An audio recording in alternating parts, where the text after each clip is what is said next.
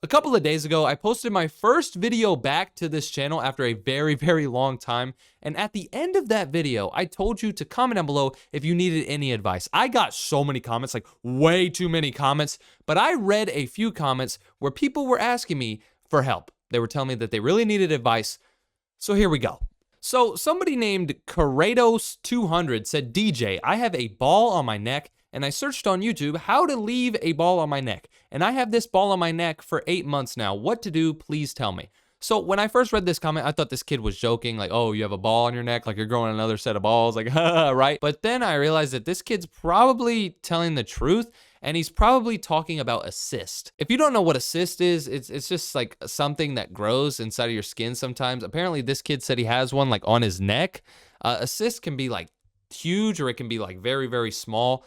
If you're being serious, buddy, don't search up on YouTube how to get rid of a ball on your neck. You're probably gonna get some weird results. If you're being serious, you need to talk to your parents first off. And if you don't have parents for some reason, you need to go to a hospital or a doctor to get it removed, depending on how big it is. I know some people with cysts, it's like maybe like this small and they don't really care, so they leave it. But I've seen videos of people with humongous cysts. You need to get that removed because you're gonna like explode, bro. Okay, I'm kidding. You're not going to explode. Don't worry, bro. But go to the hospital. They can get it removed. It won't hurt at all. Just go do it, okay? Somebody else commented and said, DJ, can you help me, please? I failed grade 8 and I have to repeat next year. Can you help me? So this kid failed in 8th grade and he has to go back to 8th grade next year. I personally know somebody who failed 7th grade. I'm pretty sure it was 7th grade, and they had to restart. And that person's like pretty smart now. So one thing I'm going to say is don't let this define you. Don't feel like you're so stupid because you have to repeat a grade. Don't feel like this is like the worst thing ever because I know somebody and he's like really cool now, so it never affected him. I'm going to be honest, you probably failed because you didn't get good grades and the teachers therefore thought that you weren't smart enough to go to 8th grade and learn what was in 8th grade or go into 9th grade or whatever you failed. But here's the thing.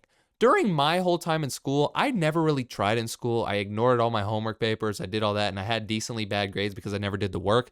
If that's what you did and you failed and you had to get held back because you didn't do your work, then next time, just do your work. That's all. That's all it is. Just do your work, get good grades. But if you have to repeat because you're genuinely like not understanding what's going on in 8th grade and that's why you had to repeat because you're not smart enough, you need to talk to the teachers about it. Like, teachers are there for one reason. They're there to teach you and help you succeed. You need to talk to them and tell them, you know, what you're not understanding, and you need to have them work through it with you. Also, talk to your parents. I know your parents are probably mad at you and they're probably disappointed that you failed the grade and you have to do it again. As long as you have loving parents, if you talk to them and tell them the truth on why you failed, like say like, I'm just not understanding this. Like, I want a different teacher. Maybe I'm not understanding this teacher. Or maybe there was a kid in my class that was showing off and like, I was just like trying to be cool in class and I wasn't paying attention. You need to be honest with yourself.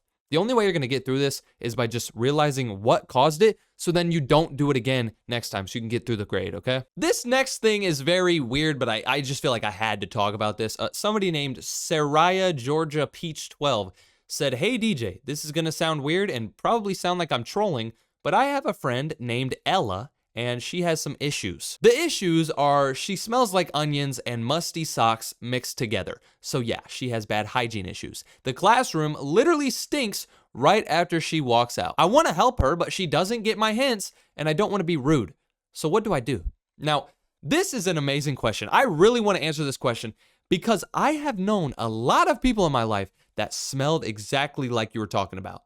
They smell like rotten eggs, stinky feet, mushrooms, onions. They smell like everything. In your comment, you said you're pretty sure your friend has some hygiene issues. And hygiene is a big thing. So it could either be your friend is not taking, showers, or she's not cleaning herself well whenever she's showering. It could also be the fact that your friend isn't wearing deodorant and you guys are growing up and, going through puberty and stuff. Whenever you go through puberty, you start to, sweat more and you start to smell more because you have a bunch of hormones going through you and endorphins and all this. Like, I don't even know what any of those words mean, but I feel like I know what I'm talking about. All that stuff is like changing in your body, so you're going to smell. Maybe your friend isn't wearing deodorant. But another thing that not a lot of people think about is maybe your friend, like maybe her family just isn't in a clean house. I've known a lot of people that like I was 100% sure that they showered and they put on deodorant and all that, but their house was just so dirty and their family members were kind of stinky, so that whenever they would shower, they would just step out and they would start to stink because their environment stunk.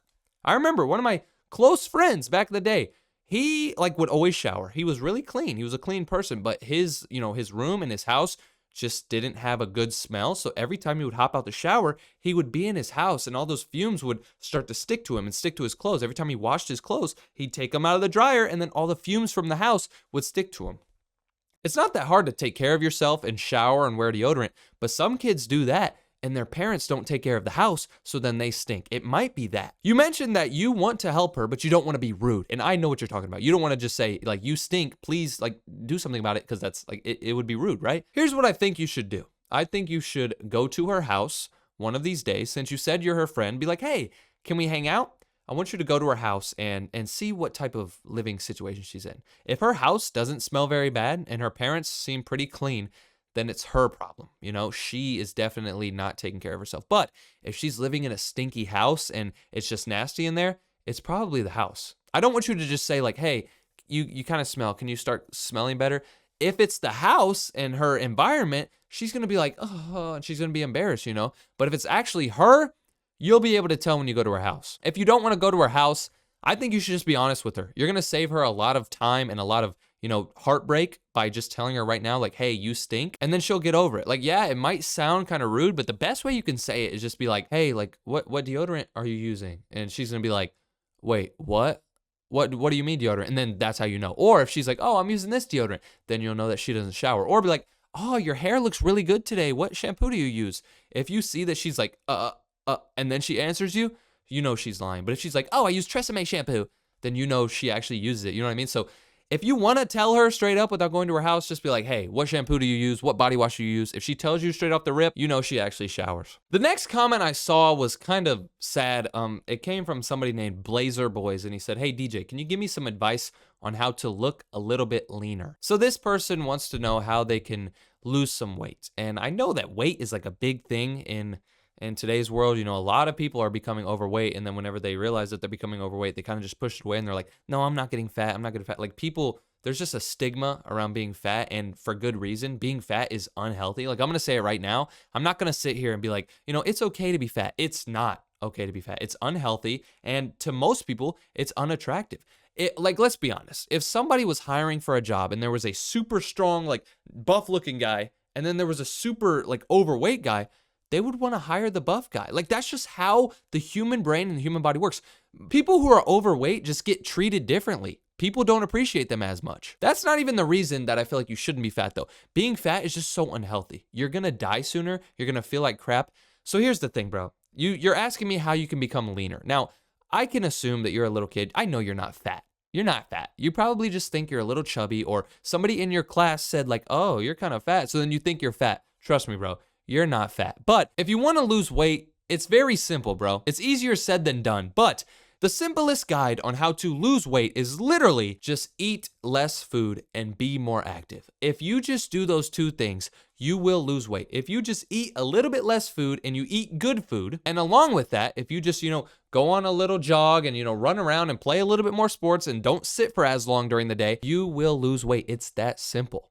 Now, it's not going to come like this because weight, takes a while to, kick in. But if you just do this every single day, just a little bit every single day, just eat a little bit less and eat a little bit better, and then do a little bit more activity, you will lose weight. Straight up, that's what it is. Everybody tries to say, do all this extra stuff. No, you just have to be a bit more active, lift a little bit of weights, or just walk around a little bit more and eat a little bit better and eat a little bit less. That's all. This next one is really kind of just, I'm just going to read it, bro. So somebody named Person said, hey, DJ, can you tell us how to stop an addiction?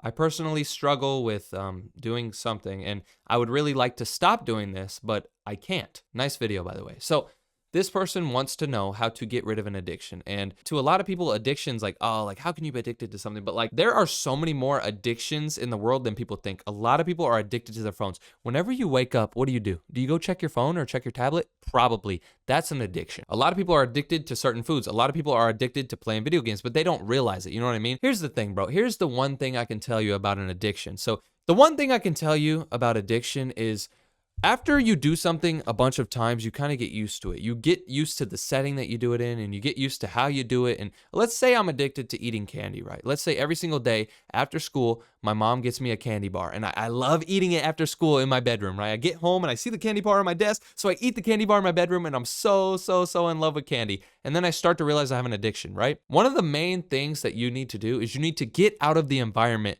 where you do the thing. So if I wanted to, break my addiction to candy bars, I would stop going into my room after school. That would be the number one thing to do. Whenever you have an addiction, you usually associate that addiction with a certain place. You do this certain thing in this certain place at this certain time on these certain days, whatever. If you can kind of break those habits of going to those places, if you stop going to those places, you're gonna be less likely to do that thing. Let's just say somebody had an addiction to cigarettes, right? Most people smoke cigarettes whenever they're out on break during their work. They do that a lot. Or when they get home from work, they're really stressed out, so they smoke a cigarette. If you wanted to break a cigarette addiction, you could tell your boss, okay, stop putting me on break. I need to stop going out on break because that's one time I smoke. So if I don't have a break, I'm not gonna be able to smoke. Also, whenever you get home from work, a lot of people try to smoke. So here's the thing. Whenever you get home from work, immediately take a shower. Immediately take a shower.